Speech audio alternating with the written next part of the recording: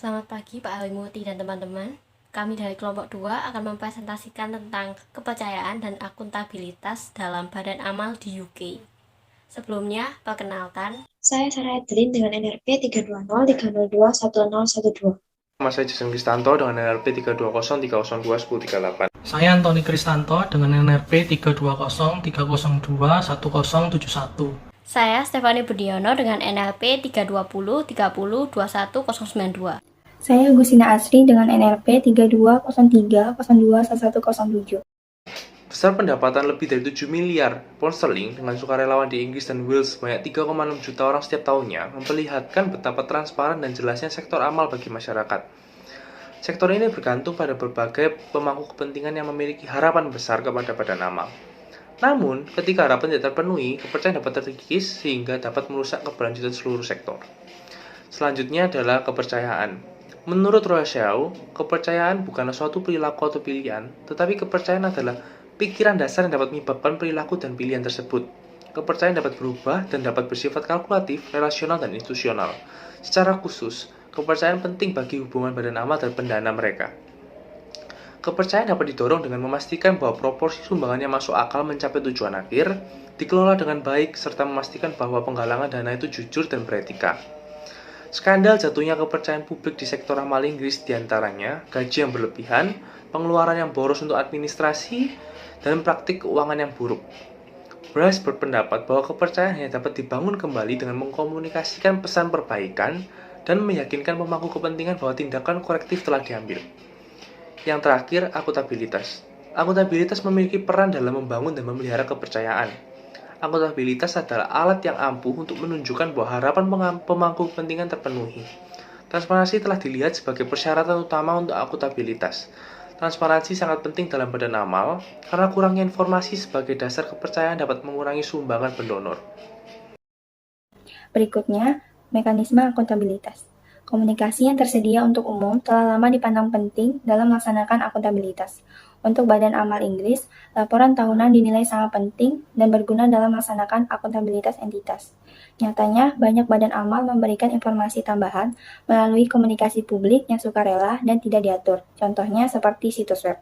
Komunikasi semacam itu telah dilihat lebih mudah digunakan dan lebih terlibat daripada laporan tahunan yang lebih formal. Ibrahim mengidentifikasi 3 mekanisme akuntabilitas untuk nirlaba, yaitu penilaian dan evaluasi kinerja yang sangat penting dalam pelaksanaan akuntabilitas kepada penyandang dana besar. Berikutnya, partisipasi yang penting dalam mengembangkan akuntabilitas kepada penerima manfaat dan masyarakat, serta regulasi diri.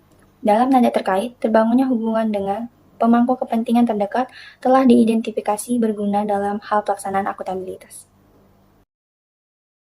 Di sini saya akan membahas tentang metode yang digunakan. Makalah ini mengeksplorasi mekanisme yang digunakan manajer amal untuk melakukan akuntabilitas dan membangun kepercayaan dengan pemangku kepentingan mereka. Permintaan wawancara dikirimkan ke 100 teratas badan amal di Inggris. Permintaan diajukan kepada direktur keuangan minimal bertanggung jawab atas laporan tahunan, dan mereka diminta untuk mengundang orang lain yang dapat bertanggung jawab atas pelaporan untuk menghadiri wawancara. Wawancara dilakukan hingga mencapai titik jenuh, dan pada akhirnya dilakukan wawancara kepada 19 badan amal dengan total 26 peserta. Pertanyaan difokuskan pada pemangku kepentingan yang memungkinkan diskusi tentang akuntabilitas dan kepercayaan berkembang tanpa memimpin orang yang diwawancarai. Analisis dapat dilakukan pada 3 tema, yaitu yang pertama, identifikasi pemangku kepentingan, yang kedua, kebutuhan informasi pemangku kepentingan, dan yang ketiga, mengembangkan kemampuan dan kepercayaan akuntabilitas pemangku kepentingan. Semua orang yang diwawancarai dengan cepat mengatakan bahwa akuntabilitas penting dalam organisasi mereka. Dari 19 wawancara, 15 diantaranya mengatakan bahwa akuntabilitas penting untuk memenuhi harapan pemangku kepentingan. Tabel 1 memberikan ringkasan tentang pemangku kepentingan dan kebutuhan informasinya. Penerima manfaat, penyandang dana besar, pendonor individu, dan masyarakat umum disebut sebagai pemangku kepentingan utama karena sering disebut dan dibahas. Tabel 2 memberikan ringkasan jumlah dan persentase saat perwakilan badan amal menyebutkan penggunaan komunikasi umum untuk melakukan akuntabilitasnya. Tabel 3 mengilustrasikan mekanisme tambahan atau mekanisme swasta yang dikembangkan dari tema yang sering dirujuk dalam wawancara. Seluruh badan amal yang diwawancarai mengaku bahwa penerima manfaatlah yang menerima akuntabilitas. Penerima manfaat tertarik pada kebutuhan informasi tentang kegiatan dan informasi tentang hasil. Mayoritas badan amal mempertanggungjawabkan akuntabilitasnya kepada penerima manfaat melalui komunikasi umum berupa situs web. Untuk mekanisme akuntansinya, banyak badan amal yang menggunakan pengamatan sebagai bentuk akuntabilitasnya kepada penerima manfaat. 15 dari 19 badan amal mengaku bahwa penyandang dana besarlah yang menerima akuntabilitas. Penyandang dana besar mengaku tertarik pada kebutuhan informasi, pengeluaran proyek, dan informasi tentang hasil. Mayoritas badan amal mempertanggungjawabkan akuntabilitasnya kepada penyandang dana besar melalui komunikasi umum berupa laporan tahunan. Untuk mekanisme akuntansinya, badan amal banyak yang menggunakan pelaporan langsung sebagai bentuk akuntabilitasnya kepada penyandang dana besar. 14 dari 19 badan amal mengaku bahwa pendonor individulah yang menerima akuntabilitas. Pendonor individu mengaku tertarik pada kebutuhan informasi tentang kegiatan dan studi kasus. Mayoritas badan amal mempertanggungjawabkan akuntabilitasnya kepada pendonor individu melalui komunikasi umum berupa tinjauan tahunan. Untuk mekanisme akuntansinya, badan amal banyak yang menggunakan pelaporan langsung sebagai bentuk akuntabilitasnya kepada pendonor individu. 14 dari 19 badan amal mengaku bahwa masyarakat umumlah yang menerima akuntabilitas. Masyarakat umum mengaku tertarik pada kebutuhan informasi tentang kegiatan dan informasi keuangan lainnya.